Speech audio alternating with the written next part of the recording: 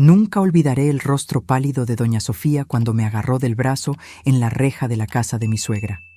«¡No entres!», susurró con urgencia, sus ojos desorbitados por el terror.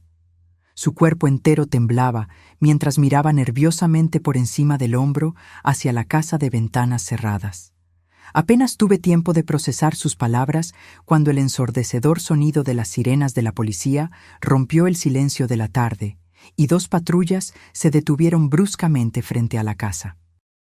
Lo que descubrí en las horas siguientes destruiría por completo todo lo que creía saber sobre el hombre que había dormido a mi lado durante 7 años, el padre de mi hijo de 5 años, quien dormía en el asiento trasero del auto después de nuestro viaje sorpresa para visitar a la abuela enferma. Pero antes de continuar, asegúrate de estar suscrito al canal y escribe en los comentarios: ¿desde dónde estás viendo este video? Nos encanta saber hasta dónde están llegando nuestras historias. Todo comenzó hace 4 días. Estaba preparando la cena cuando Ricardo llegó a casa, pálido, hablando por teléfono. Apagué la estufa y me acerqué, preocupada por su expresión. Sí, entiendo. Estaré allí lo más pronto posible. Colgó y me miró con ojos llenos de preocupación. Mi madre está enferma, muy enferma. Necesito ir a su casa ahora mismo. Doña Beatriz vivía en un pueblo pequeño, un pueblo mágico, a unas 3 horas de distancia, como Tepoztlán. Ella era una mujer fuerte, rara vez se enfermaba, lo que hacía la noticia aún más alarmante. ¿Qué tiene? ¿Es grave?, pregunté, ya pensando en lo que necesitaríamos empacar. No sé bien. El médico de la familia llamó, dijo que tiene fiebre alta, delirando. Podría ser neumonía. Ricardo ya estaba sacando una maleta del armario. Tú te quedas con Pedrito. No sabemos qué tiene. Puede ser contagioso. No quiero arriesgarme a exponerlos. Acepté, aunque de mala gana. Doña Beatriz y yo siempre tuvimos una relación cercana, diferente a la mayoría de las nueras con sus suegras. Ella me acogió como a una hija desde el primer día, y la idea de no estar allí para ayudarla me molestaba. Llama cuando llegues, por favor, y manténme informada sobre su estado. Ricardo asintió distraídamente mientras echaba algo de ropa en la maleta. 20 minutos después, besó mi frente y la cabeza de Pedrito, que veía caricaturas en la sala, y partió. En los 2 días siguientes, solo recibí mensajes cortos de Ricardo. ¿Llegué bien? Estamos en el doctor. Ella está descansando ahora. Situación bajo control. El tercer día, sin embargo, el silencio. Mis llamadas caían directo al buzón de voz. Mis mensajes quedaban sin respuesta. Una ansiedad creciente comenzó a apoderarse de mí. Intenté convencerme de que Ricardo probablemente estaba ocupado cuidando a su madre, tal vez en un hospital con mala señal de celular. Pero algo en el fondo de mi mente seguía incomodándome. 7 años de matrimonio me habían enseñado a reconocer cuando algo no estaba bien. En la mañana del 4.º día, tomé una decisión. Pedrito y yo haríamos una visita sorpresa. Quizás doña Beatriz estaba mejor y nuestra presencia la animaría. Si estaba peor, Ricardo necesitaría apoyo y yo podría ayudar a cuidarla. Pedrito, ¿qué tal si vamos a visitar a la abuela? Le damos una sorpresa a ella y a papá, sugerí durante el desayuno. Los ojos de Pedrito brillaron. ¿Vamos a ver a la abuela? ¿Puedo llevarle el dibujo que hice para ella? Claro que sí, mi amor. Le encantará. En pocas horas, empaqué una pequeña maleta con ropa para 2 o 3 días, las medicinas de Pedrito, algunos juguetes y chucherías para el viaje. Antes de salir, dudé por un momento e intenté llamar a Ricardo una vez más. Buzón de voz de nuevo. Le envié un mensaje diciendo que lo extrañábamos y que estábamos preocupados, sin mencionar nuestro viaje. Realmente quería darle una sorpresa. El viaje fue tranquilo. Pedrito durmió la mayor parte del tiempo, y yo me perdí en mis pensamientos, oscilando entre la preocupación por doña Beatriz y una sensación extraña que no podía nombrar. Ricardo había estado distante en las últimas semanas, más reservado, trabajando hasta tarde. En su momento, lo atribuí al estrés del trabajo. Era gerente financiero en una empresa de inversiones y frecuentemente hablaba sobre la presión de manejar el dinero de los clientes. Pero ahora, conduciendo por la carretera con solo el sonido bajo del radio y la respiración suave de Pedrito en el asiento trasero, comencé a repasar pequeños detalles, momentos que parecían insignificantes de forma aislada, pero que juntos formaban un patrón perturbador. Llamadas que contestaba en el patio, lejos de mis oídos. Un nuevo candado en el cajón de su escritorio en casa. Viajes de trabajo más frecuentes. Pequeñas mentiras sobre dónde había estado o con quién. Sacudí la cabeza, tratando de alejar esos pensamientos. Estaba siendo paranoica. Ricardo era un buen esposo, un padre amoroso. Si estaba escondiendo algo, probablemente era alguna sorpresa para mí o una preocupación laboral que no quería compartir para no inquietarme. Cuando finalmente llegamos al tranquilo pueblo donde vivía doña Beatriz, el sol comenzaba a ponerse. Navegué fácilmente por las calles familiares hasta la casa amarilla de ventanas azules donde mi suegra había vivido desde que se jubiló como maestra. Inmediatamente noté algo extraño. Todas las ventanas estaban cerradas, con las cortinas corridas, algo inusual para doña Beatriz, a quien le encantaba la luz natural y el aire fresco. El auto de Ricardo estaba estacionado enfrente, lo que me trajo algo de alivio. Al menos, él estaba allí, como había dicho. Estacioné detrás de su auto y apagué el motor. ¿Llegamos, Pedrito?, preguntó mi hijo, frotándose los ojos somnolientos. Sí, amor. Llegamos a casa de la abuela.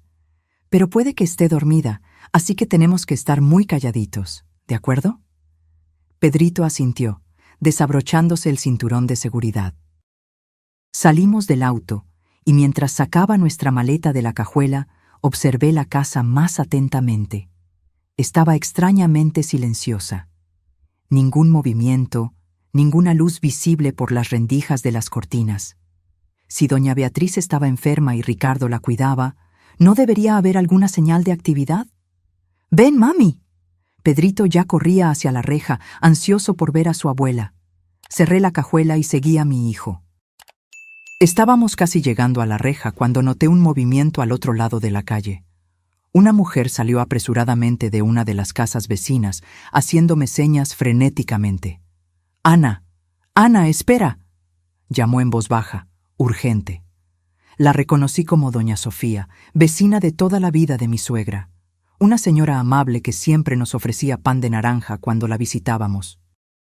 Ahora, sin embargo, su rostro estaba pálido, casi gris, y su cuerpo entero temblaba visiblemente mientras cruzaba la calle hacia nosotras. «Pedrito, espera aquí un momento. Mami necesita hablar con doña Sofía». Mi hijo se detuvo, intrigado por la expresión seria en mi rostro. Doña Sofía llegó hasta mí jadeando, como si hubiera corrido kilómetros en lugar de solo cruzar la calle. «No entres», susurró, agarrando mi brazo con una fuerza sorprendente para una mujer de su edad. Sus ojos estaban desorbitados, asustados. Algo muy malo está pasando en esa casa. «¿Cómo dice doña Sofía? Doña Beatriz está enferma, mi esposo la está cuidando». «No, no, no», sacudió la cabeza frenéticamente. «Beatriz no está aquí. Viajó a visitar a su hermana en Guadalajara. Salió hace 5 días». Mi corazón se aceleró. ¿Guadalajara? No, debe haber un error. Ricardo me dijo que está enferma, con fiebre alta, quizás neumonía. «Ana», doña Sofía apretó mi brazo con más fuerza. «Te lo digo, Beatriz no está en esa casa, y algo muy extraño está sucediendo. Tu marido llegó anteayer, con otra mujer». Fue como si el mundo se hubiera detenido por un instante. ¿Otra mujer? ¿Ricardo? La información simplemente no tenía sentido, no encajaba con la realidad que yo conocía. «Debe ser alguna enfermera», sugerí débilmente. «O una doctora, quizás». Doña Sofía negó con la cabeza. No era una profesional de la salud, Ana. Y no parecían amigables. Él la arrastró dentro de la casa. Ella se veía asustada. Antes de que pudiera procesar lo que estaba escuchando, el sonido de las sirenas rompió el silencio de la tarde tranquila. 2 patrullas policiales aparecieron en la esquina, acercándose rápidamente. «¡Mami, la policía!», exclamó Pedrito, corriendo a agarrarse de mis piernas, asustado por el ruido. Las patrullas se detuvieron bruscamente frente a la casa y 4 policías salieron, 2 de ellos con las manos en sus armas en la cintura. El oficial que parecía estar al mando, un hombre alto con un bigote canoso, se dirigió rápidamente a la reja. «Señora, por favor, aléjese de la casa», ordenó con voz firme, pero no hostil. «Necesito que lleve al niño a un lugar seguro». Pero esta es la casa de mi suegra», balbuceé, confundida y asustada. «Mi esposo está ahí dentro». El oficial intercambió una mirada significativa con sus colegas. «¿Cuál es el nombre de su esposo, señora?» «Ricardo Armendáriz. ¿Qué está pasando? ¿Por qué está aquí la policía?» El oficial hizo un gesto a 2 de sus colegas, quienes inmediatamente se posicionaron a los lados de la casa. Luego se dirigió a mí con un tono más suave. «Señora Armendáriz, soy el comandante Gustavo. Necesitamos que usted y su hijo se retiren por cuestiones de seguridad. ¿Podría esperar en casa de doña Sofía? Necesitaremos hablar después». Doña Sofía inmediatamente tomó mi hombro. «Ven, Ana, vamos a mi casa. Pedrito puede tomar un chocolatito caliente mientras esperamos». Como en un sueño, o mejor dicho, una pesadilla, me dejé guiar al otro lado de la calle, cargando a Pedrito. Él se agarraba de mi cuello, asustado por la situación que no comprendía. Desde la terraza de doña Sofía, observamos a los policías rodear la casa. El comandante habló algo por un megáfono que no pude distinguir completamente. Hubo un momento de silencio tenso, y luego, con un movimiento rápido y coordinado, 2 policías forzaron la puerta principal. El sonido de la madera astillándose resonó en la calle silenciosa, haciendo que Pedrito apretara aún más su abrazo en mi cuello. Los policías entraron rápidamente, armas en mano. «¿Qué está pasando, doña Sofía?», pregunté con voz temblorosa. La señora suspiró pesadamente, guiándome al interior de su casa. «Anoche», comenzó, después de acomodar a Pedrito en la cocina con una taza de chocolate y algunas galletas de animalitos, escuché gritos provenientes de la casa de Beatriz, gritos terribles, de mujer. Ella se estremeció visiblemente. Luego, vidrios rompiéndose, y después, silencio. Sentí que la sangre se me helaba. «¿Y usted no llamó a la policía ayer?» «Tuve miedo», admitió, avergonzada. «Vivimos en un pueblo pequeño, Ana. No estamos acostumbrados a la violencia. Pensé que tal vez era solo una pelea, pero luego, muy temprano esta mañana, vi a tu esposo cargando algo hacia la cajuela de su auto. Algo grande, pesado. Parecía una maleta muy grande». Mi mente se negaba a procesar lo que estaba insinuando. Ricardo, mi Ricardo, el hombre que amablemente espantaba las arañas del baño por mí porque sabía que les tenía miedo, el hombre que le cantaba nanas a Pedrito incluso cuando estaba agotado por el trabajo. No, era imposible. Salió conduciendo, continuó doña Sofía, y regresó 1 hora después, sin la maleta. Fue entonces cuando decidí llamar a la policía. Les conté todo lo que vi. Me pidieron que me quedara en casa y les avisara si lo veía de nuevo. Me senté pesadamente en el sillón de doña Sofía, sintiendo como si el mundo a mi alrededor se estuviera desmoronando. Nada tenía sentido. ¿Por qué Ricardo mentiría sobre su madre? ¿Quién era la mujer que doña Sofía había visto? Y lo más inquietante de todo, ¿qué había en esa maleta pesada? Mis pensamientos fueron interrumpidos por golpes firmes en la puerta. Doña Sofía fue a abrir, y un momento después, el comandante Gustavo entró en la sala. Su rostro estaba serio, pero había algo en sus ojos, compasión, tal vez, que hizo que mi estómago se hundiera aún más.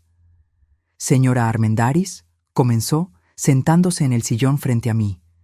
«Necesitamos hablar. Es sobre su esposo».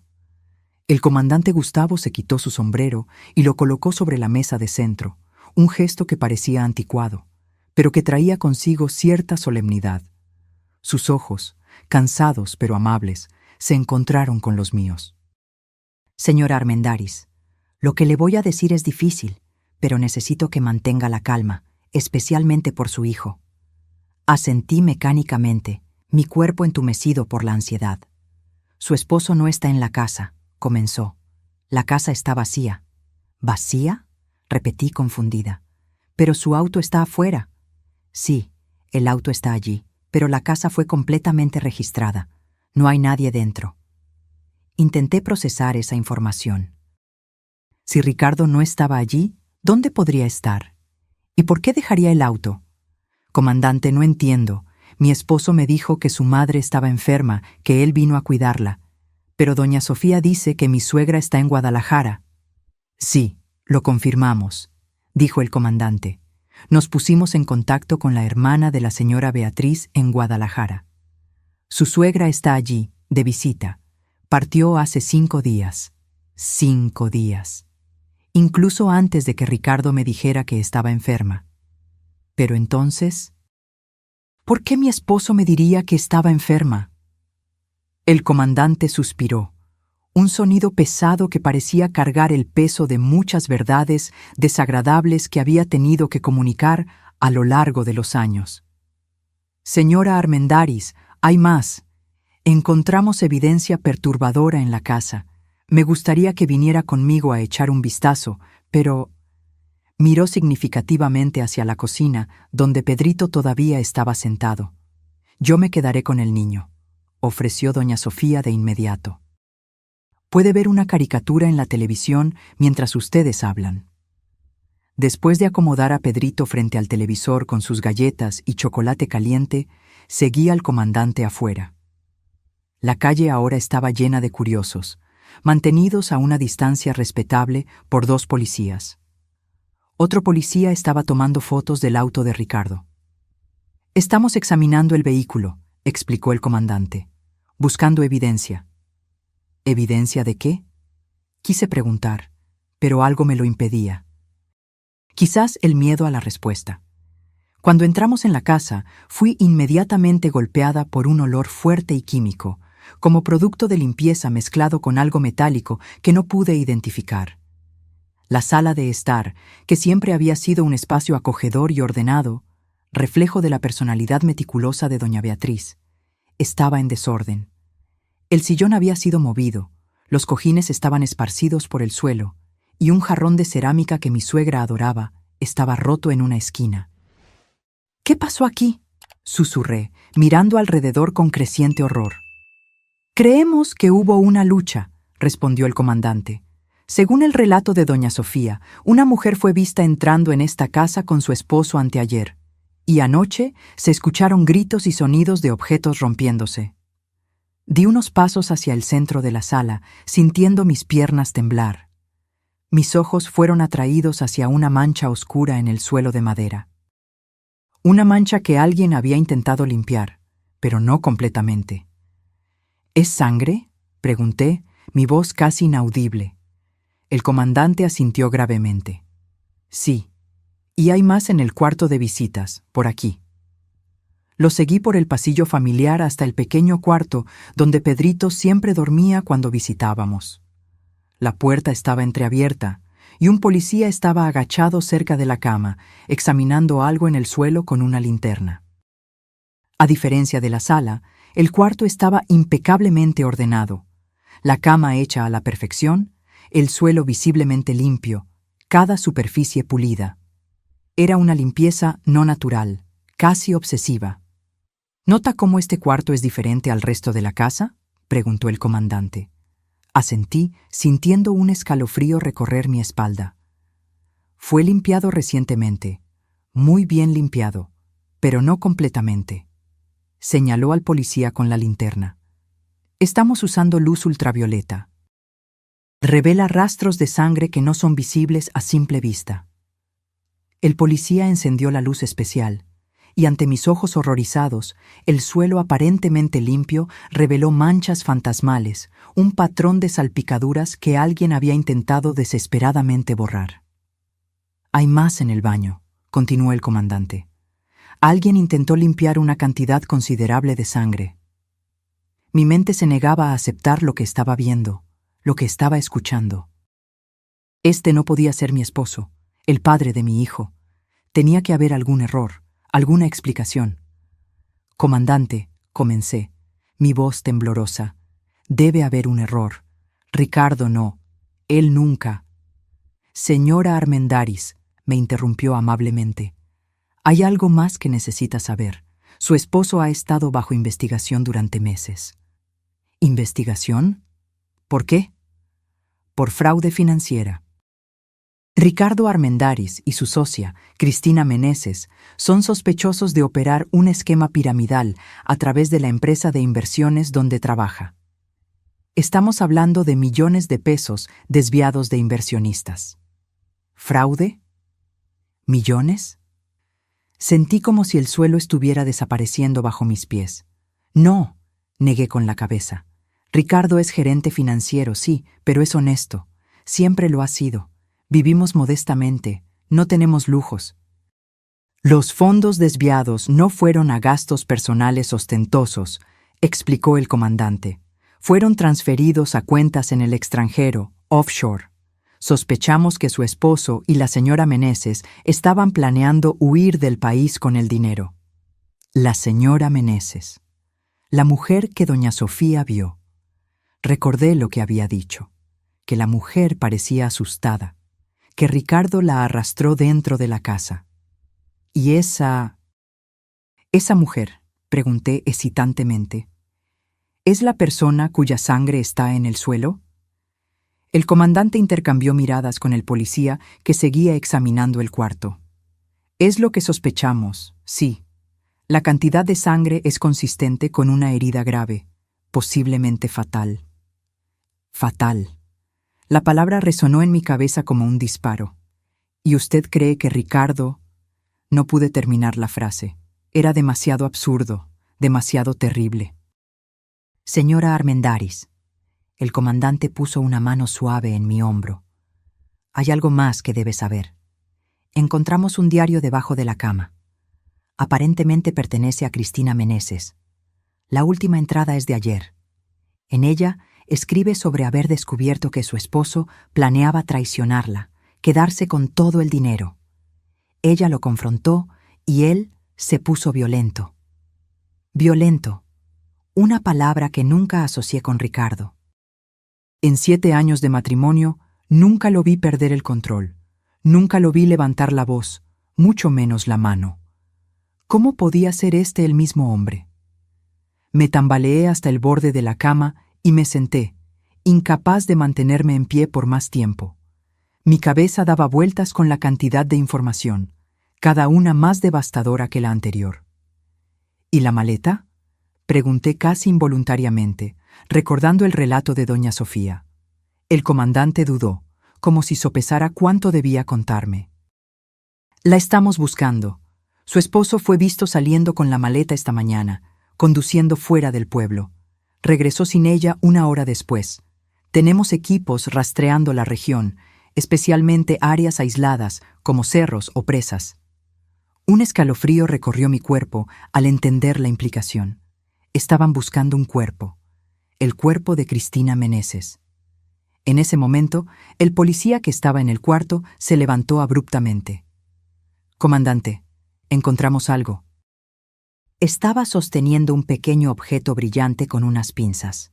Era un brazalete delicado, de oro con pequeñas piedras azules.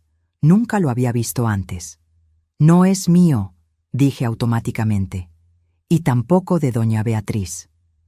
«Probablemente pertenece a Cristina Meneses», asintió el comandante, haciendo un gesto al policía para que guardara la evidencia en una bolsa de plástico.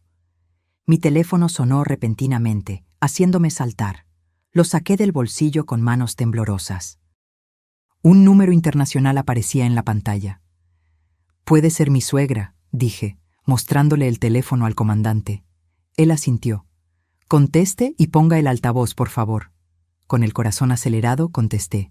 «¿Hola? ¿Ana? Ana, gracias a Dios». La voz de doña Beatriz sonó distante, pero claramente agitada. «¿Estás bien? ¿Y Pedrito? ¿Dónde están?»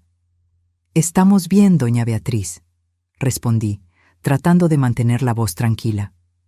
Estamos en su casa, de hecho. Hubo un momento de silencio confuso al otro lado de la línea. ¿En mi casa? ¿Cómo? Ana, estoy en Guadalajara, en casa de mi hermana. Lo sé, respondí, sintiendo que las lágrimas finalmente comenzaban a caer. Acabo de descubrirlo. Ricardo me dijo que estaba enferma, que él vino a cuidarla. ¿Enferma? ¿Yo? Su voz subió una octava. No, Ana, estoy perfectamente bien. Ricardo me llamó esta mañana desesperado. Me dijo... Su voz falló. Me dijo que tú y Pedrito habían sido secuestrados. Dijo que necesitaba dinero para el rescate, que debía transferir todos mis ahorros a una cuenta que me indicó. Secuestrados. La mentira se volvía más elaborada, más terrible. El comandante gentilmente tomó el teléfono de mi mano. Señora Beatriz, aquí es el comandante Gustavo de la Policía Ministerial. Su nuera y su nieto están a salvo con nosotros. No ha habido ningún secuestro. Su hijo le mintió. Dios mío, gimió doña Beatriz. ¿Qué está pasando? ¿Dónde está Ricardo? Eso es lo que estamos tratando de averiguar, señora. Por favor, no transfiera ningún dinero a la cuenta que su hijo le indicó. Estamos en medio de una investigación que puede involucrar crímenes graves. Después de algunas garantías de que Pedrito y yo estábamos realmente bien, y la promesa de mantenerla informada, el comandante finalizó la llamada. Me quedé sentada en el borde de la cama, en silencio, tratando de procesar todo. Mi esposo, el hombre que amaba, el padre de mi hijo, era un criminal, un defraudador y posiblemente un asesino. ¿Qué pasa ahora?, pregunté finalmente, mi voz sonando extrañamente vacía incluso para mí misma. Ahora, respondió el comandante, necesitamos encontrar a su esposo antes de que intente huir de nuevo. Y para eso, señora Armendáriz, necesitamos su ayuda. La sala de estar de doña Sofía se había transformado en un improvisado centro de comando policial. Mapas fueron esparcidos sobre la mesa de centro, radios transmitían mensajes codificados, y policías entraban y salían constantemente, siempre con expresiones serias. Pedrito dormía en el cuarto de visitas, agotado por el estrés y la confusión del día. Sentada en el sillón, con una taza de té intacta frente a mí, escuchaba al comandante Gustavo explicar el plan. Tenemos razones para creer que su esposo regresará, dijo, marcando un punto en el mapa del pequeño pueblo. Dejó el auto en casa de su madre, probablemente para no levantar sospechas, y ahora que le pidió dinero a doña Beatriz, querrá saber si hizo la transferencia. Y ustedes quieren usar eso como carnada, constaté, sintiendo un extraño distanciamiento, como si estuviera hablando de un extraño, no del padre de mi hijo. Exactamente, confirmó el comandante. Doña Beatriz lo llamará diciendo que el banco está poniendo dificultades para la transferencia internacional, que exigen que un representante haga el retiro personalmente aquí en México. ¿Y creen que él se lo creerá? Las personas desesperadas creen lo que quieren creer, respondió el comandante. Y su esposo debe estar muy desesperado ahora. El pensamiento de que Ricardo, mi Ricardo, pudiera ser descrito como desesperado, era surreal. En nuestra vida juntos, él siempre había sido la definición de calma y estabilidad. Cuando Pedrito nació prematuramente y pasó 2 semanas en terapia intensiva neonatal, fue Ricardo quien mantuvo la compostura, quien me consoló cuando me desmoronaba. ¿Cómo podía ser este el mismo hombre que ahora huía de la policía, posiblemente con sangre en sus manos? ¿Y dónde se montaría esa trampa?, pregunté, forzándome a volver al presente, a enfocarme en el plan. El comandante señaló otro punto en el mapa, fuera de los límites del pueblo. Aquí, la antigua fábrica de mezcal abandonada, es lo suficientemente aislada para que se sienta seguro, pero también nos da espacio para posicionar equipos alrededor sin ser detectados. Observé el mapa, tratando de visualizar la operación. La fábrica abandonada estaba a unos 5 kilómetros del pueblo, en la carretera que llevaba a la capital, la Ciudad de México. Era un punto estratégico, lo suficientemente lejos para parecer discreto, pero no tan aislado como para levantar sospechas. ¿Y cuál sería mi papel en todo esto?, pregunté, aunque ya sospechaba la respuesta. El comandante intercambió miradas con uno de los policías antes de responder. Señora Armendáriz, no le voy a mentir. Su presencia podría ser un elemento crucial. Si su esposo la ve, eso podría desarmarlo, hacer que baje la guardia. Quiere que sea el cebo, traduje directamente. No la pondremos en peligro, aseguró apresuradamente. Usted se quedaría en una camioneta de observación, a una distancia segura. Solo aparecería después de la captura, cuando él ya estuviera contenido. Pensé en Pedrito, durmiendo inocentemente en el cuarto de al lado, sin idea de que su mundo estaba a punto de desmoronarse. Pensé en doña Beatriz, que me había acogido como a una hija, ahora enfrentando la terrible revelación sobre el hijo que había criado. Y pensé en Cristina Meneses, una mujer que nunca conocí, pero cuya sangre manchaba el suelo de la casa de mi suegra. Lo haré, decidí, mi voz sorprendentemente firme. Pero con una condición. Pedrito se queda aquí con doña Sofía. Él no puede ver nada de esto. El comandante asintió aliviado. Claro, ya lo habíamos considerado. Dejaremos a 2 policías aquí para su protección también. Las horas siguientes pasaron en un torbellino de actividad. Doña Sofía preparó un cuarto para Pedrito, donde él dormía pacíficamente, ajeno al caos que había engullido nuestro mundo. Lo observé por unos minutos antes de salir, su carita relajada en el sueño, sus pequeños dedos agarrados al conejito de peluche que había traído de casa. ¿Cómo le explicaría que su padre, su héroe, era un criminal? ¿Cómo protegería su corazón del dolor que seguramente vendría? En la sala, el comandante Gustavo hablaba por teléfono con doña Beatriz, dándole instrucciones precisas sobre lo que debía decirle a Ricardo. Ella llamaría. Diría que estaba enfrentando dificultades con la transferencia internacional, que el banco exigía un representante local para autorizar el retiro. ¿Está entendiendo, doña Beatriz?, preguntó el comandante.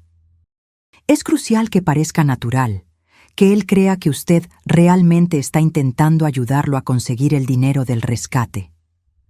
Al otro lado de la línea, escuché la voz temblorosa de mi suegra. Incluso a la distancia, incluso después de descubrir las mentiras de su hijo, ella seguía siendo la mujer fuerte que yo admiraba. Entiendo perfectamente, comandante. Haré mi parte, por Ana y por mi nieto. Cuando colgó, el comandante se giró hacia mí. Ella lo llamará en 15 minutos. Si muerde el anzuelo, tendremos cerca de 1 hora para posicionarnos en la fábrica abandonada.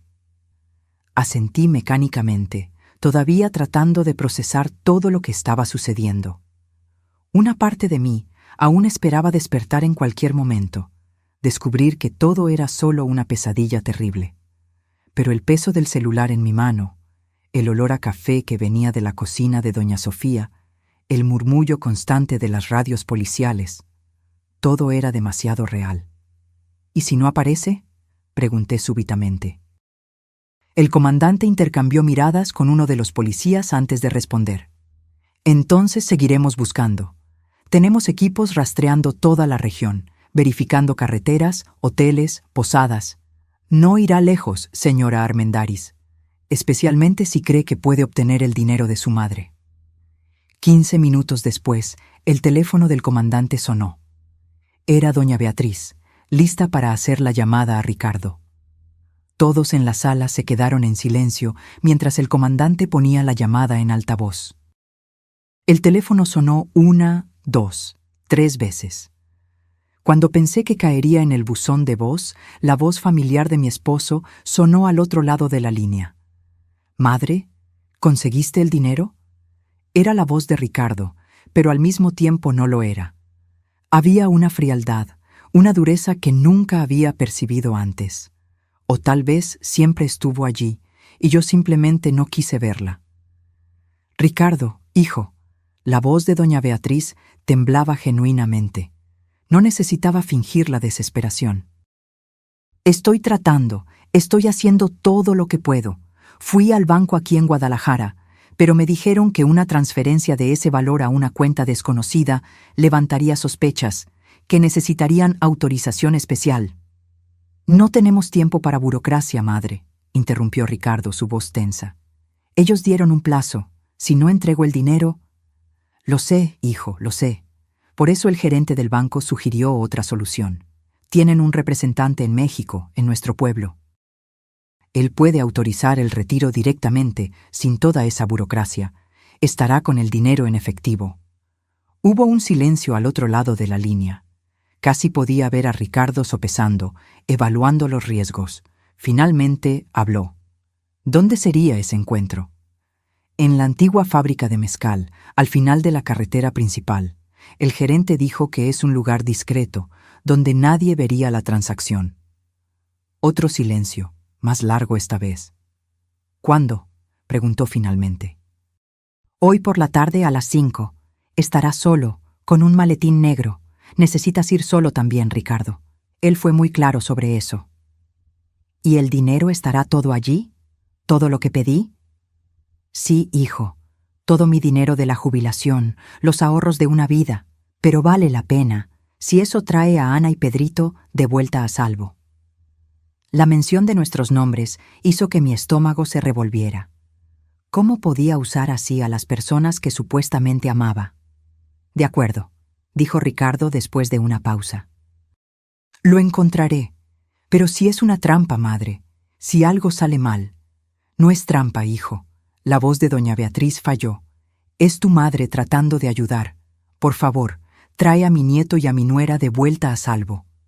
La llamada fue terminada. Todos en la sala soltaron la respiración que inconscientemente contenían. Mordió el anzuelo, anunció el comandante, ya levantándose y haciendo señas a los otros policías. Vamos a prepararnos. La siguiente hora fue un borrón de actividad. Autos policiales disfrazados partieron a intervalos estratégicos para no levantar sospechas. Chalecos antibalas fueron distribuidos. Radios fueron verificados. Un policía fue seleccionado para el papel de representante del banco. Un hombre de mediana edad con apariencia confiable que estaría posicionado en el centro de la fábrica abandonada, junto a un maletín negro, lleno de papel recortado en forma de dinero, con algunos billetes reales en la parte superior. Antes de salir, fui al cuarto donde Pedrito dormía y besé su frente. «Mamá vuelve pronto», susurré. «Te amo más que a nada». Doña Sofía estaba en la puerta del cuarto observando. «Estará bien», me aseguró, poniendo una mano amable en mi hombro. «Lo cuidaré como si fuera mi propio nieto». Asentí tragándome el nudo en la garganta. «Gracias por todo, doña Sofía». «Ve», dijo con firmeza, «haz lo que tienes que hacer. Después reconstruimos la vida». El sol comenzaba a ponerse cuando llegamos a las afueras de la fábrica abandonada. El cielo estaba pintado en tonos de naranja y púrpura, una belleza que contrastaba cruelmente con la oscuridad de la situación. La antigua fábrica de mezcal, cerrada hace más de una década, se erigía como un fantasma industrial contra el horizonte. Paredes de concreto descoloridas, ventanas rotas, una reja oxidada colgando de bisagras que parecían a punto de ceder. Fui posicionada en una camioneta de observación, estacionada a unos 200 metros de la fábrica, escondida por una hilera de nopales y árboles. Dentro de la camioneta, monitores mostraban imágenes de cámaras estratégicamente posicionadas alrededor y dentro de la fábrica. El policía disfrazado de representante del banco ya estaba en posición, en el centro de lo que un día fue el vestíbulo principal de la fábrica, un maletín negro a su lado. «Vendrá pronto», murmuró el comandante Gustavo, sentado a mi lado en la camioneta.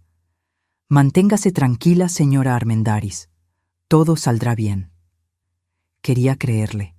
Quería creer que después de este día terrible podría comenzar a reconstruir algún tipo de vida para Pedrito y para mí. Pero ¿cómo reconstruir sobre ruinas tan profundas? «Movimiento», anunció uno de los policías en la camioneta, señalando a uno de los monitores. Mi corazón se disparó cuando vi una figura solitaria acercándose cautelosamente por la entrada lateral de la fábrica. Incluso en las imágenes granuladas de las cámaras de seguridad, incluso con el casco de motocicleta cubriendo su rostro, yo reconocería a Ricardo en cualquier lugar. El hombre que amé, el hombre que traicionó no solo a mí, sino a sí mismo, a todo lo que yo creía que él era. Se movió como un depredador, cauteloso, calculador. Se detuvo a una distancia segura del policía disfrazado, observando. Su mano derecha estaba escondida dentro de la chaqueta. «Está armado», murmuró el comandante, llevando el radio a sus labios. «Equipos en posición, sospechoso armado». El policía disfrazado hizo un gesto hacia el maletín, intentando atraer a Ricardo más cerca.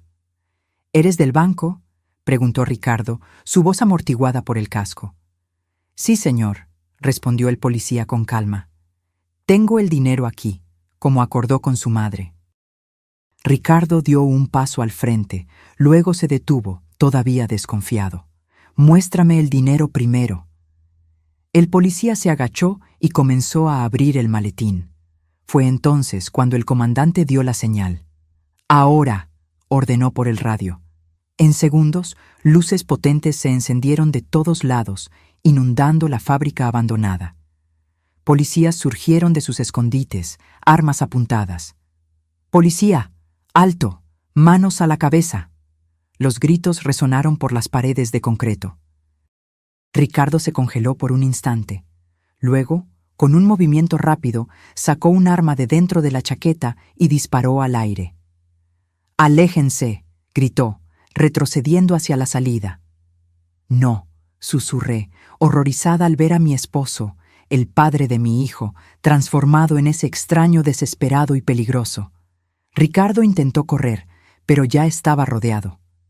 Uno de los policías disparó, acertando el neumático de la motocicleta que estaba estacionada en la entrada.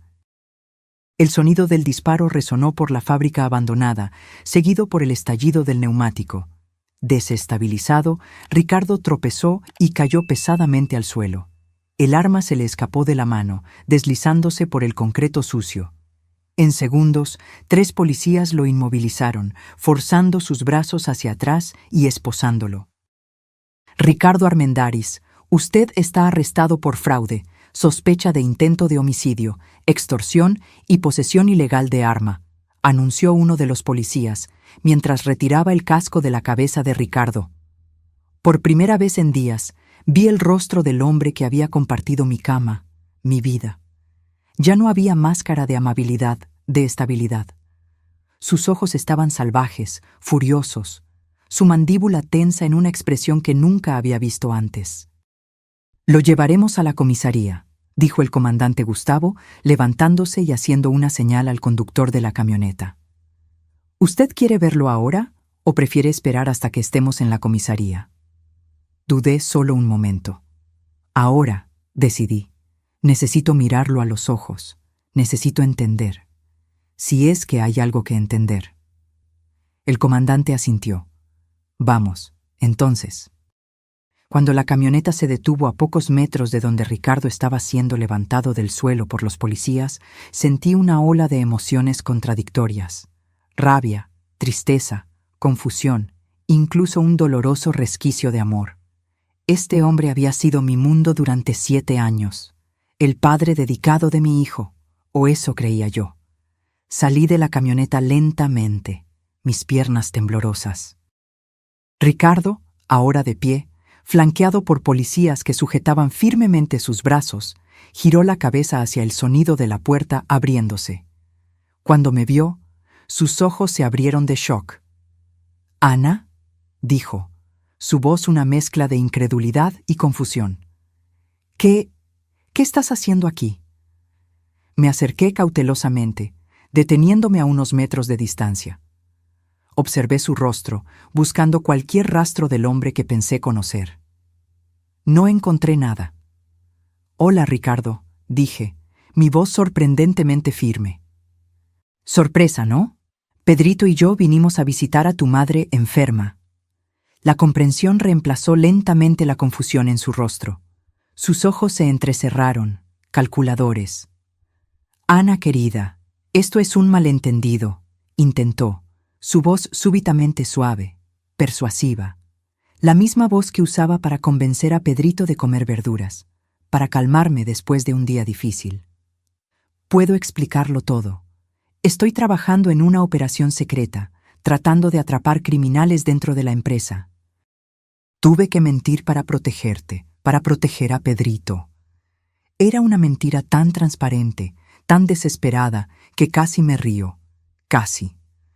Basta de mentiras, Ricardo, dije, manteniendo la voz baja, consciente de los policías a nuestro alrededor.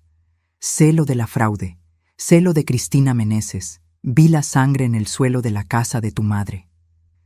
El cambio en su rostro fue instantáneo y aterrador. La máscara de preocupación se desmoronó, revelando algo frío y calculador debajo. No sabes nada, siseó. Sé lo suficiente. Sé que me mentiste durante años. Sé que usaste mi nombre y el de Pedrito para intentar extorsionar a tu propia madre. Sé que... Mi voz falló por un momento. Sé que pudiste haber matado a una mujer y escondido su cuerpo. Ricardo no lo negó. No demostró remordimiento. En cambio, me miró con una frialdad que me hizo temblar. Siempre fuiste tan ingenua, Ana, dijo, con una sonrisa que no alcanzaba sus ojos. Tan fácil de engañar. Sí, querida, voy a trabajar hasta tarde. Claro, amor, es solo un viaje de negocios, y tú lo creías todo, sin cuestionar, sin dudar. Cada palabra era como una puñalada, pero mantuve mi postura. No le daría la satisfacción de verme desmoronarme. Tienes razón, Ricardo. Fui ingenua. Creí en ti porque te amaba, porque confiaba en ti. Mi único crimen fue creer que el hombre con el que me casé era quien decía ser. Antes de que Ricardo pudiera responder, surgió una conmoción en la entrada de la fábrica. Policías corrían hacia una figura que se tambaleaba hacia adentro, una mujer con ropa rasgada y sucia, uno de los brazos envuelto en un trapo ensangrentado. «¡Comandante!», gritó uno de los policías. «La encontramos en la carretera, intentando llegar hasta aquí». La mujer levantó el rostro, revelando moretones y cortes, pero ojos que ardían con determinación. Era joven, quizás 30 años, con cabello oscuro que un día debió ser elegante, ahora enmarañado y sucio. «¡Cristina!», susurró el comandante a mi lado. Cristina Meneses estaba viva. El efecto sobre Ricardo fue inmediato y violento. Se debatió contra los policías que lo sujetaban, su rostro contorsionado en furia. «¡Tú!», gritó. «¿Cómo es posible? Deberías estar muerta». Los policías lo contuvieron con dificultad, mientras otros corrían para ayudar a Cristina, que parecía a punto de desmayarse. Uno de ellos ofreció agua. Otro llamaba a una ambulancia por el radio. «Fallaste de nuevo, Ricardo», dijo Cristina débilmente, pero con una dureza sorprendente. «Como siempre». El comandante me guió gentilmente de vuelta a la camioneta, alejándome de la escena caótica. «Vamos a la comisaría, señora Armendáriz. Allí podremos entender mejor lo que sucedió». Antes de que la puerta de la camioneta se cerrara, miré una última vez al hombre que había sido mi esposo. Me miraba con una expresión que no pude descifrar, rabia tal vez, o algo más frío y calculador. Este extraño, me di cuenta con un escalofrío, había dormido a mi lado durante 7 años, había sostenido a nuestro hijo recién nacido, había prometido amarme hasta que la muerte nos separara. Y durante todo ese tiempo, nunca lo conocí de verdad. La comisaría era un edificio antiguo en el centro del pequeño pueblo, con paredes desconchadas y muebles gastados que habían visto días mejores. Sentada en una silla incómoda en la oficina del comandante Gustavo, con una taza de café malo enfriándose frente a mí, esperaba que Cristina Meneses fuera traída después de recibir los primeros auxilios de los paramédicos. Ella se negó a ir al hospital hasta hablar con nosotros, explicó el comandante, entrando en la sala después de verificar la situación. Las heridas son graves, pero no parecen ser fatales. Es una mujer fuerte. Asentí silenciosamente, todavía tratando de procesar todo. Cristina Meneses, la mujer que yo automáticamente había odiado horas atrás, la otra mujer en la vida de mi esposo. Ahora sentía solo una extraña conexión con ella, ambas víctimas del mismo hombre, aunque de diferentes maneras. ¿Y Ricardo?, pregunté. Está en la sala de interrogatorio. Pidió un abogado, lo cual es su derecho. Pero con la evidencia que tenemos, más el testimonio de la señora Meneses, no hay mucho margen para la defensa. La puerta se abrió y 2 policías entraron escoltando a Cristina. Se veía mejor que en la fábrica. Su rostro había sido limpiado, revelando moretones en varias etapas de curación, y su brazo estaba ahora adecuadamente vendado. Pero eran sus ojos lo que llamaban la atención, oscuros, intensos, con una determinación que parecía superar el dolor físico. Se sentó frente a mí, al otro lado de la mesa, y por un momento solo nos observamos. 2 mujeres cuyas vidas habían sido destruidas por el mismo hombre. «Soy Ana», dije finalmente, extendiendo la mano por impulso. Ella miró mi mano extendida, dudó por un segundo, luego la estrechó brevemente. «Cristina». Su voz era más fuerte de lo que esperaba, con un ligero acento que no pude identificar. El comandante carraspeó, encendiendo una grabadora sobre la mesa. «Señora Meneses, si se siente lo suficientemente bien, quisiera que nos contara exactamente qué sucedió en la casa de la señora Beatriz Armendáriz». Cristina respiró hondo, mirando rápidamente hacia mí antes de comenzar su historia. «Conocí a Ricardo hace 3 años, en la empresa de inversiones donde trabajaba. Yo era consultora financiera, especializada en atraer nuevos inversionistas». Hizo una pausa, humedeciendo sus labios resecos. Al principio, era solo una relación profesional. Ricardo tenía ideas brillantes, sabía cómo hacer que el dinero rindiera. Yo tenía los contactos, la habilidad de ganarme la confianza de los clientes. ¿Cuándo comenzaron a defraudar a los inversionistas?, preguntó el comandante. Cristina bajó la mirada por un momento. Comenzó pequeño, un desvío aquí, otro allá. Luego fue creciendo. Ricardo era convincente. Decía que los clientes ni se darían cuenta, que era dinero que ellos nunca extrañarían. Mientras ella hablaba, intenté conciliar esa imagen con el Ricardo que yo conocía. El hombre que cuestionaba si realmente debíamos aceptar el cambio incorrecto que un cajero nos había dado de más. El hombre que donaba regularmente a la campaña de abrigo de la escuela de Pedrito. En el último año, las cosas comenzaron a complicarse, continuó Cristina.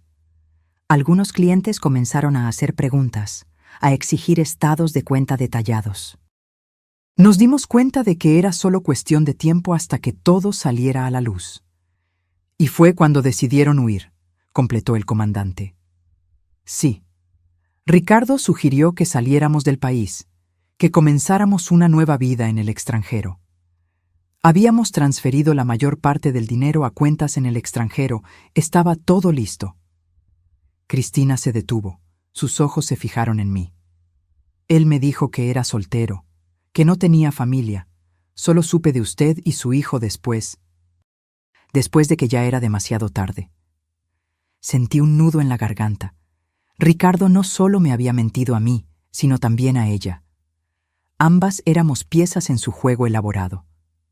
¿Qué pasó en la casa de su madre?, pregunté, mi voz casi un susurro. Cristina cerró los ojos por un momento, como si reuniera fuerzas. Cuando las cosas comenzaron a ponerse peligrosas en la ciudad, Ricardo sugirió que nos escondiéramos en la casa de su madre. Dijo que ella estaba de viaje, que la casa estaría vacía. Dijo que nos quedaríamos allí por unos días, hasta que consiguiéramos los documentos finales para dejar el país. Ella tocó ligeramente el vendaje en su brazo antes de continuar. La primera noche, todo parecía normal. Ricardo estaba tenso, pero lo atribuía a la situación. La segunda noche, mientras él se duchaba, tomé su teléfono para revisar algunas transferencias que habíamos hecho. Fue cuando vi todo. ¿Qué vio?, preguntó el comandante. Mensajes para un contacto en Cancún organizando un único boleto de avión. No 2, solo 1, a nombre de Ricardo. Y transferencias. Todas nuestras cuentas conjuntas habían sido vaciadas, el dinero movido a una cuenta a la que solo él tenía acceso. Sus ojos se encontraron con los míos. También había mensajes para usted y fotos de su hijo. Sentí que mi corazón se oprimía. Incluso planeando abandonar a su familia, Ricardo mantenía esa fachada, esa doble vida. Cuando lo confronté, continuó Cristina, su voz ahora más baja, él se transformó. Nunca lo había visto así antes. Sus ojos eran los ojos de un extraño, fríos, calculadores. Respiró hondo. Tomó mi frasco de perfume y me golpeó en la cabeza. Caí. Comenzó a estrangularme, diciendo que yo era un problema, que nunca debí meterme en sus cosas. ¿Cómo sobrevivió?, pregunté, horrorizada por la violencia del hombre que había compartido mi cama. Perdí el conocimiento. Cuando desperté, estaba sola, cubierta de sangre. Pude arrastrarme fuera de la casa, al cobertizo de herramientas en la parte trasera.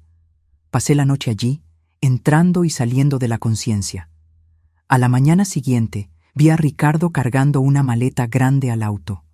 Pensé que tal vez iba a ponerme allí dentro. Ella se estremeció visiblemente. Cuando él se fue, intenté pedir ayuda, pero estaba demasiado débil. Pasé el día escondida, tratando de recuperar fuerzas. Fue cuando escuché las sirenas, vi a la policía. El comandante hizo algunas preguntas más, detalles sobre la fraude, sobre el plan de fuga. Cristina respondió a todo con una claridad sorprendente para alguien que había pasado por tal calvario.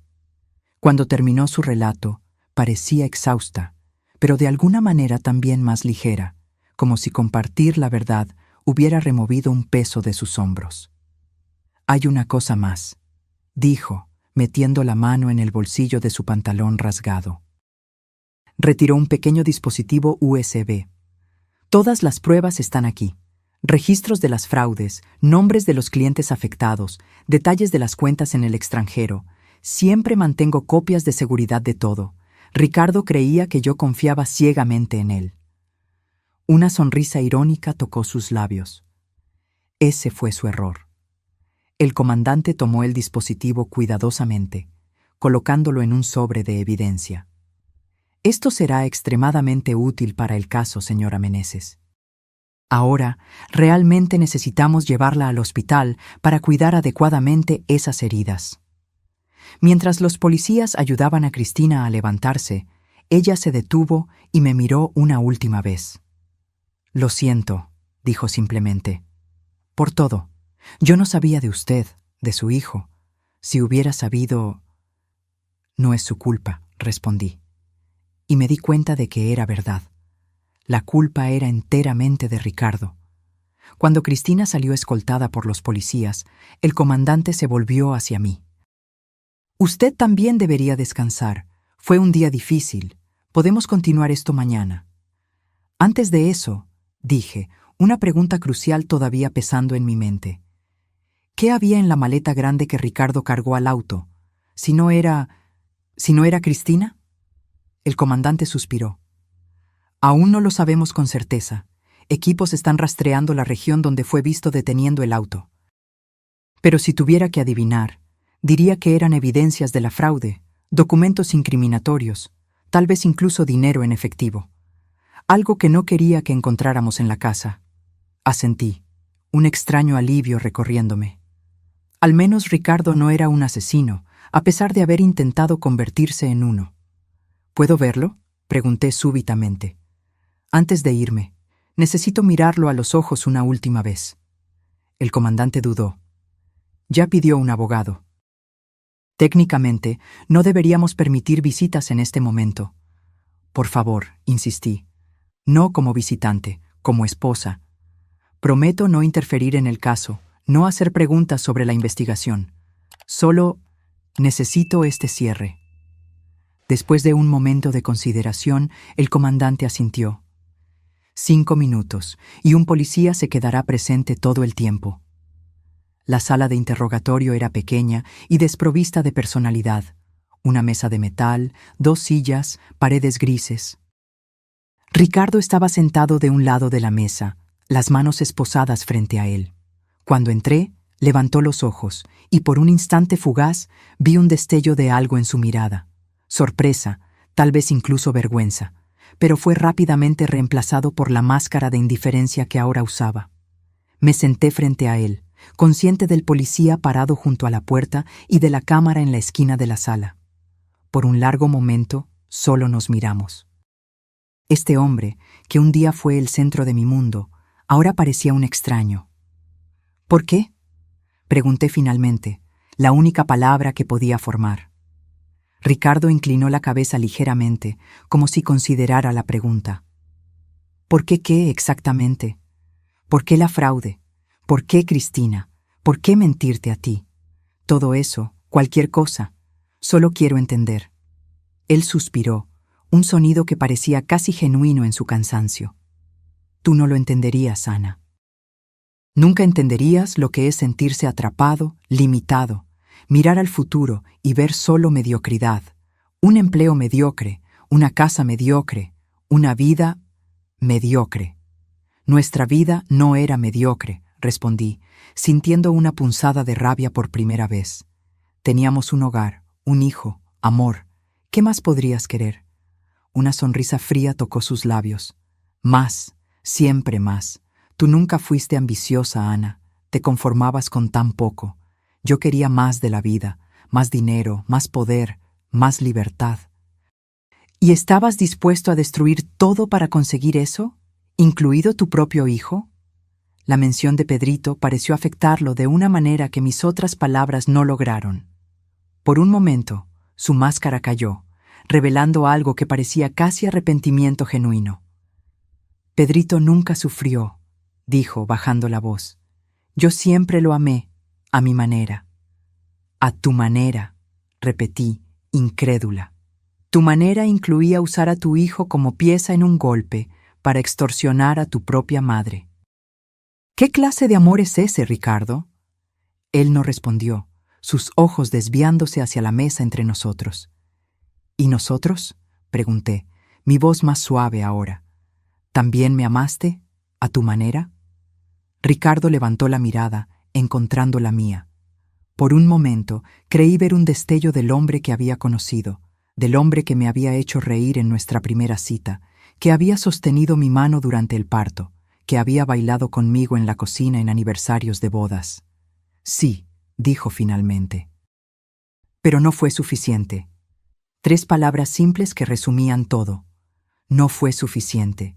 Nuestro amor, nuestra familia, nuestra vida juntos, nada de eso fue suficiente para Ricardo, y nunca lo sería. Me levanté lentamente. No había nada más que decir, nada más que preguntar. El Ricardo que conocí, o creí conocer, había desaparecido hace mucho tiempo, si es que alguna vez existió realmente. Adiós, Ricardo, dije simplemente, girándome para salir. Ana, llamó cuando estaba en la puerta. Me detuve, sin girarme. Cuida bien de Pedrito. Casi me río de la ironía, como si necesitara ese recordatorio, como si no hubiera sido siempre yo la que cuidaba de nuestro hijo mientras él vivía su doble vida. Siempre lo hice, respondí, y salí sin mirar atrás. El comandante Gustavo me estaba esperando en el pasillo. ¿Está todo bien?, asentí, sintiendo una extraña calma envolverme. Sí, estoy lista para volver con mi hijo ahora. Cuando regresamos a casa de doña Sofía, ya era noche avanzada. Pedrito todavía dormía, ajeno al huracán que había devastado nuestras vidas.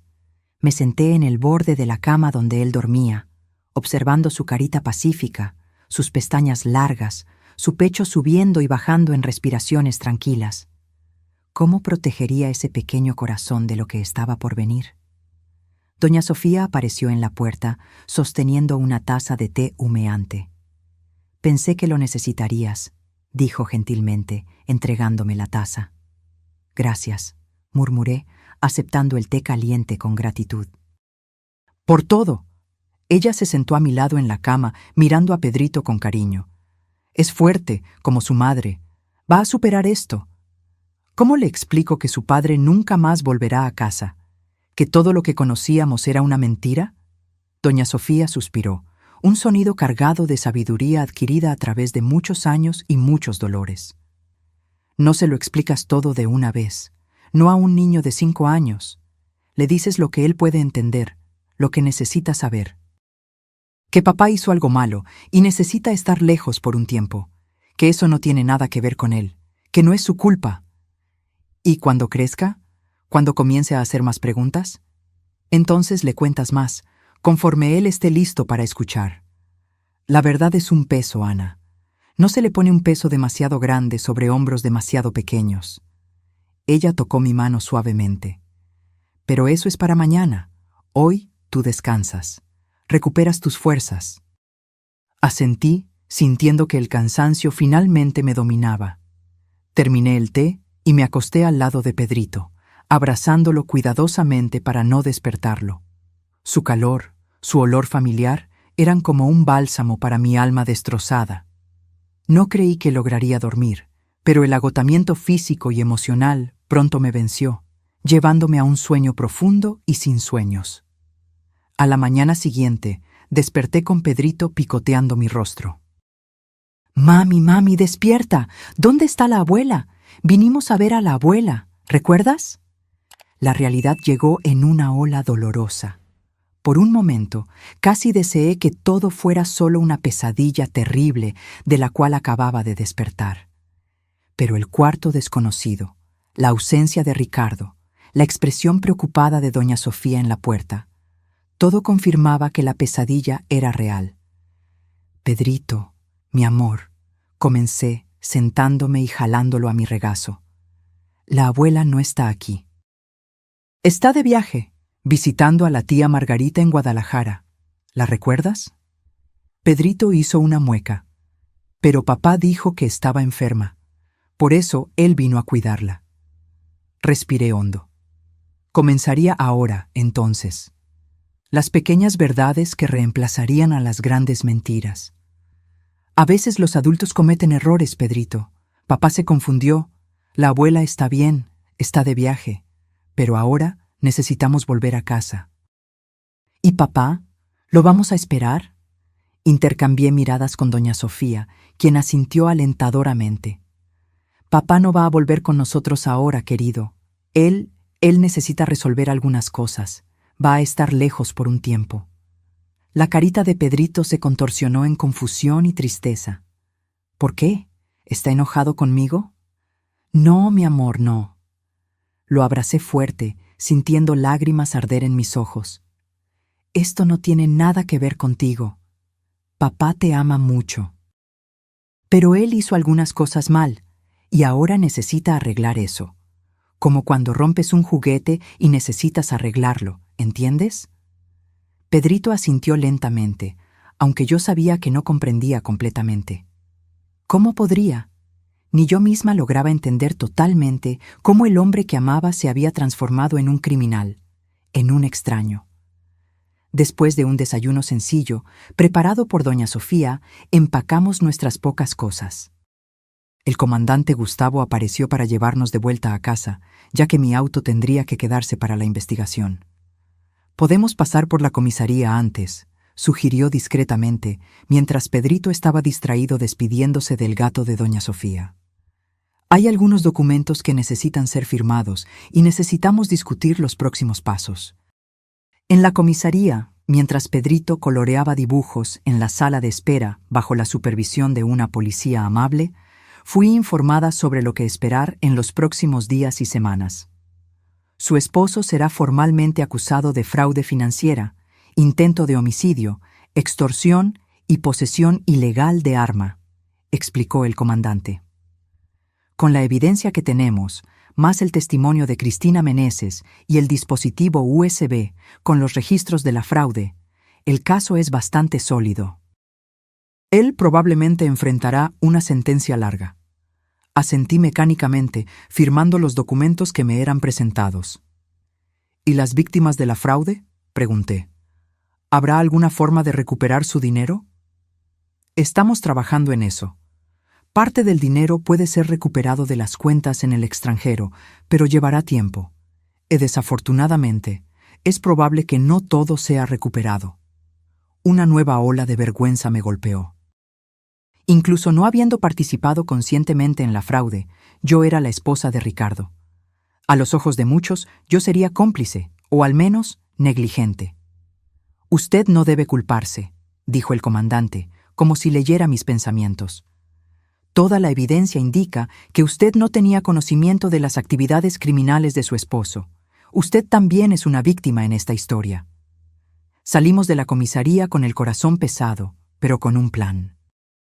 Volveríamos a nuestra casa, una casa que ahora parecía un escenario, un telón donde Ricardo había representado su papel de esposo y padre devoto. Yo reuniría nuestros documentos, contactaría a un abogado, iniciaría los procedimientos para el divorcio. Luego, probablemente tendríamos que mudarnos. Empezar de nuevo en otro lugar, lejos de las miradas de lástima, de los susurros, de las preguntas inevitables. Durante el viaje de vuelta, Pedrito se durmió en el asiento trasero de la patrulla policial. Observé el paisaje pasar por la ventana, campos y pueblos pequeños que parecían pertenecer a otro mundo. Una realidad paralela donde familias normales vivían vidas normales, sin secretos devastadores, sin traiciones impensables. ¿Tiene familia que pueda ayudarla?, preguntó el comandante mientras conducía. Mis padres viven en el sur, a casi 1000 kilómetros, en Oaxaca. Tengo una hermana en la Ciudad de México. Voy a contactarlos, contarles lo que sucedió. La idea de hacer esas llamadas, de pronunciar en voz alta las verdades terribles que había descubierto, hacía que mi estómago se revolviera. ¿Y la madre de Ricardo, doña Beatriz? Dijo que regresará de Guadalajara tan pronto como pueda. Estoy preocupada por ella. Esto la va a destruir. Parece ser una mujer fuerte, comentó el comandante. Como usted. Lo miré, sorprendida por el comentario. ¿Fuerte? No me siento fuerte, me siento rota. Aún así, usted enfrentó una de las peores traiciones posibles, descubrió que el hombre con el que compartía su vida era un criminal, tal vez incluso un casi asesino, y aún así, usted está aquí, planeando el siguiente paso, pensando en cómo proteger a su hijo, preocupándose por su suegra. Eso es fuerza, señora Armendáriz. Sus palabras tocaron algo dentro de mí. Quizás él tenía razón. Quizás sobrevivir a esto, seguir respirando, seguir funcionando, era una forma de fuerza. No la fuerza exuberante y confiada que siempre imaginé, sino una fuerza silenciosa, nacida de la necesidad y del amor por mi hijo. Cuando finalmente llegamos a nuestra casa, mi casa ahora, ya era noche. Las luces estaban apagadas, la casa silenciosa y fría. Pedrito, todavía soñoliento, se agarró a mi cuello mientras lo cargaba hacia adentro. «Gracias por todo, comandante», dije, deteniéndome en la puerta. «Me mantendré en contacto», respondió. «Y recuerde, usted no está sola en esto». Asentí, agradecida por el apoyo, y entré en la casa, cerrando la puerta detrás de mí. Allí, en el silencio de nuestra sala de estar, mirando las fotos de familia en la pared, sonrisas congeladas en momentos que ahora parecían pertenecer a extraños, sentí finalmente la realidad completa de mi situación. El hombre que amé, el padre de mi hijo, era un criminal, un mentiroso, un extraño. Nuestra vida juntos había sido construida sobre mentiras, y ahora yo estaba sola, enfrentando un futuro incierto, tratando de proteger a mi hijo de verdades que ni yo misma lograba comprender completamente. Pero mientras observaba a Pedrito dormirse en su cama, rodeado por sus juguetes favoritos, me di cuenta de que, a pesar de todo, todavía había verdad en mi vida. El amor por mi hijo era real. La fuerza que encontraría para seguir adelante sería real, y tal vez un día encontraría paz de nuevo. No hoy, no mañana, pero algún día. Con esa promesa silenciosa, me acosté al lado de Pedrito y permití, finalmente, que las lágrimas vinieran, no solo por lo que había perdido, sino también por lo que todavía tenía, por lo que todavía era mío. 6 meses pasaron como un sueño febril. Días se transformaron en semanas semanas en meses, mientras yo luchaba por reconstruir algún tipo de normalidad para Pedrito y para mí. Nos mudamos a un apartamento más pequeño, más cerca de su escuela. Volví a trabajar como maestra, profesión que había abandonado cuando Pedrito nació. Doña Beatriz regresó de Guadalajara y después de vender su casa, incapaz de vivir con los recuerdos de lo que había sucedido allí, se mudó a un pequeño apartamento a pocas cuadras del nuestro. Fue un período de ajustes dolorosos y descubrimientos aún más dolorosos. La extensión de la fraude de Ricardo y Cristina era mayor de lo que cualquiera había imaginado inicialmente. Decenas de familias habían perdido ahorros de una vida, fondos de jubilación, dinero guardado para la educación de los hijos. Cada nueva revelación era como una herida reabierta. Cada titular en los periódicos un recordatorio del hombre que yo pensé conocer. Pedrito preguntaba por su padre casi todos los días al principio. ¿Cuándo vuelve papá? ¿Por qué no podemos visitarlo? ¿Ya no nos quiere? Cada pregunta era una daga en mi corazón. Siguiendo el consejo de una terapeuta infantil a la que comenzamos a consultar, respondía con verdades simples, adecuadas a su edad, siempre reafirmando que el amor de su padre por él era real, aunque sus acciones hubieran sido equivocadas. Gradualmente, las preguntas disminuyeron. La ausencia de Ricardo se convirtió en parte de nuestra nueva normalidad. Pedrito se adaptó con la sorprendente resiliencia que poseen los niños. Yo, por otro lado, todavía me despertaba a veces en medio de la noche, sudando frío, soñando con la sangre en el suelo de la casa de doña Beatriz, con la maleta pesada que Ricardo había cargado al auto. El juicio comenzó en un día lluvioso de otoño. El cielo gris parecía reflejar la seriedad de la ocasión. El tribunal estaba abarrotado. Periodistas, víctimas de la fraude, curiosos. Me senté en la primera fila, al lado de doña Beatriz. Su rostro, siempre tan vivo y expresivo, parecía haber envejecido una década en 6 meses. Pero sus ojos mantenían una determinación tranquila, una fuerza silenciosa que yo había aprendido a admirar aún más. «Va a estar todo bien», susurró ella, apretando mi mano cuando los oficiales anunciaron la entrada del juez. Cuando las puertas laterales se abrieron y Ricardo fue traído, sentí que mi corazón se aceleraba. Vestía un traje gris, muy diferente del uniforme de la prisión que había usado la última vez que lo vi. Su cabello estaba cuidadosamente peinado, su apariencia impecable, como siempre. Por un momento fugaz, parecía el hombre con el que me casé, elegante, controlado, confiado. Nuestras miradas se cruzaron brevemente.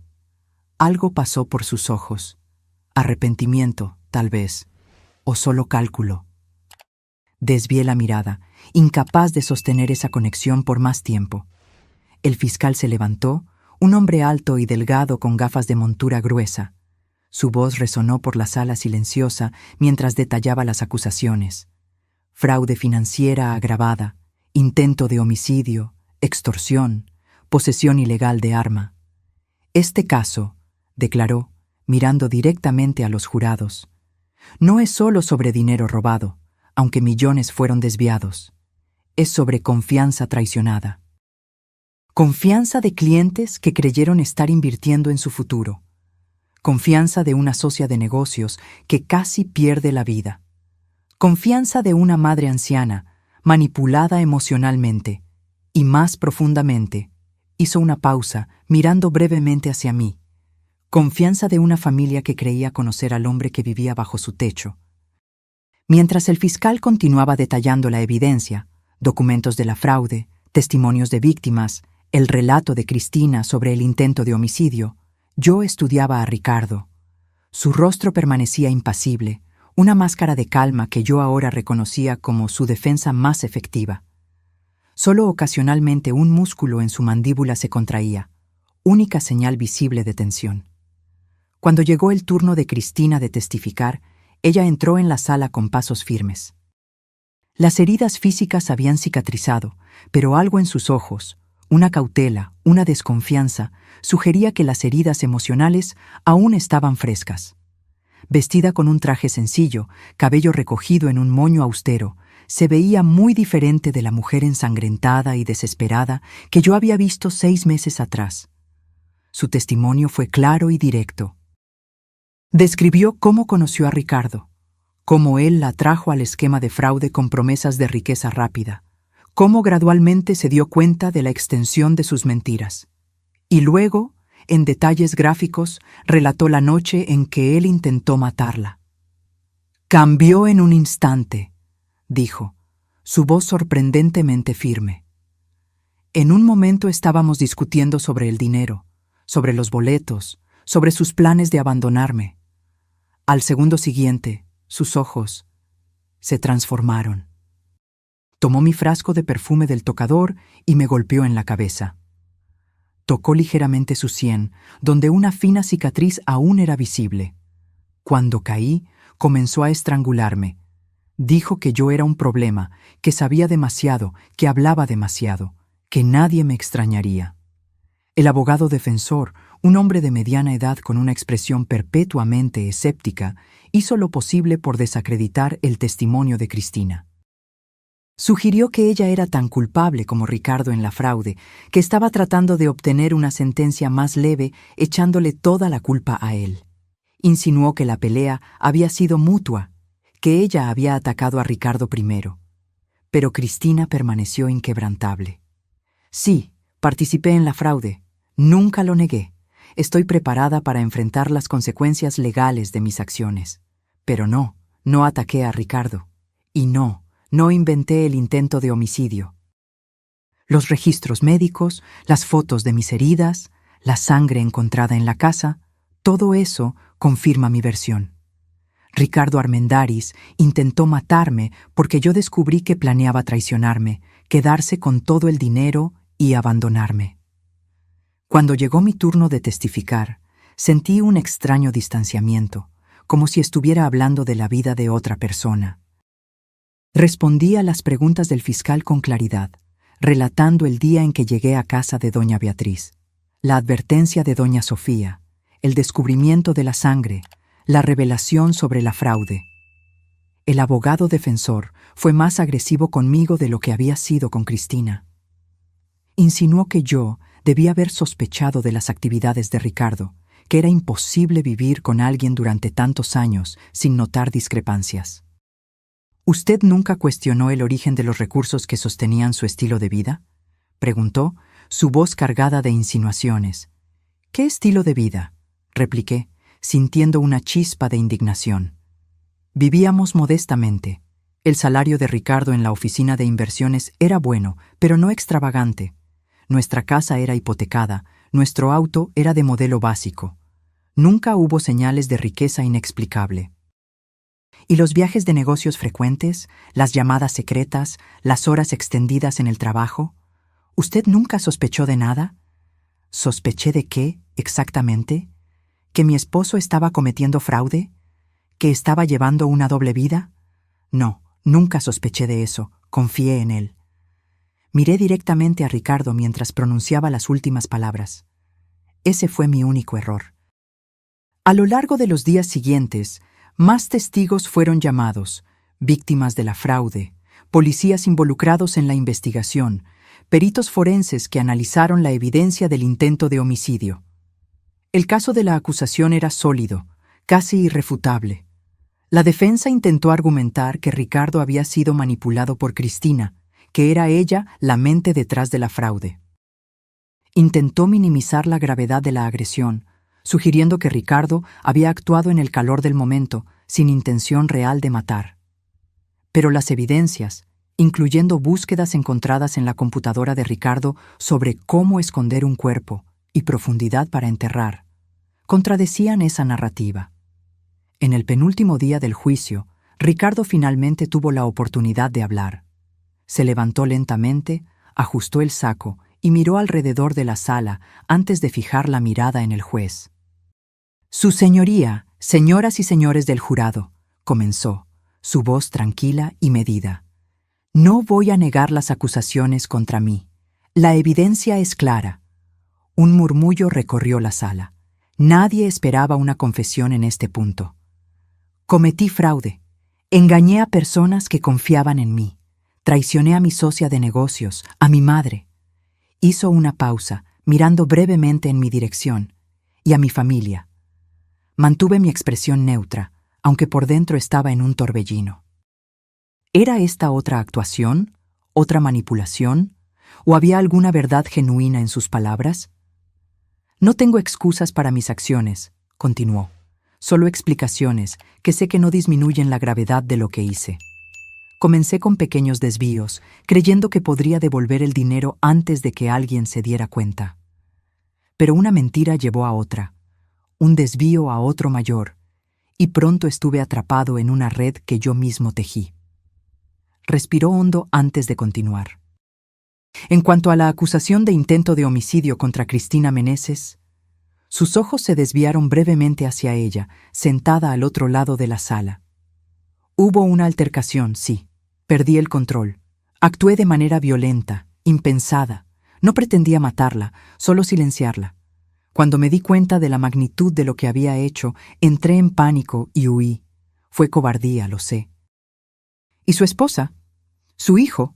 Preguntó el juez, una intervención inusual, pero que pareció vocalizar la pregunta que todos en la sala se hacían. ¿El falso secuestro para extorsionar a su madre?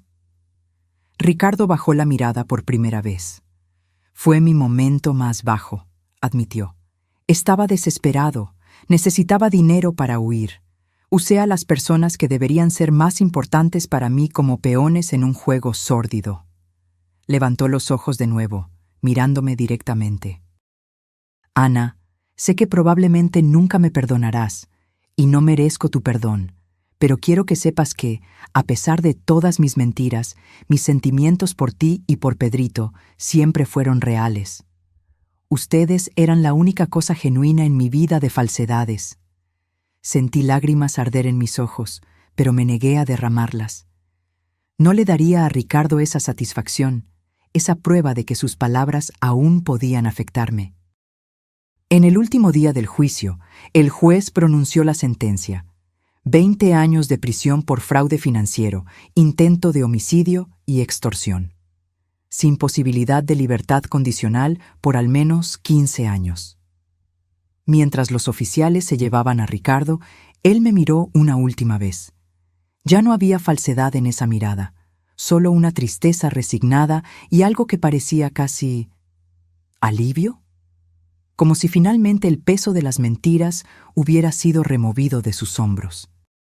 Cuando dejamos el tribunal, doña Beatriz y yo caminamos lado a lado en silencio por unos momentos. Terminó, dijo ella finalmente, su voz cansada pero firme. Sí, concordé. Ahora podemos comenzar a reconstruir. Ella apretó mi mano, un gesto simple que cargaba el peso de nuestra historia compartida, de nuestro dolor compartido, y ahora de nuestra esperanza compartida. Juntas, dijo ella, una sonrisa triste tocando sus labios. Por primera vez en meses, realmente creo que estaremos bien. Y, sorprendentemente, yo también lo creía. 2 años pasaron desde aquel almuerzo.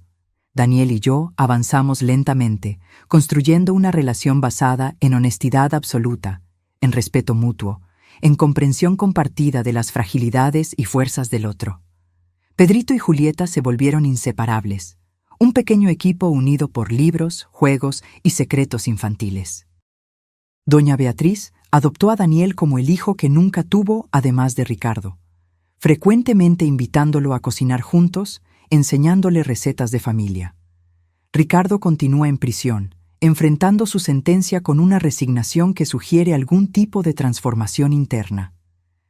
Pedrito lo visita cada 2 meses, siempre regresando con historias sobre los libros que su padre está leyendo, los cursos que está tomando, las cartas que escribe a otras víctimas de fraude como forma de reparación. No sé si esa transformación es genuina, si durará más allá de los muros de la prisión, pero por ahora parece real para Pedrito, y eso es lo que importa.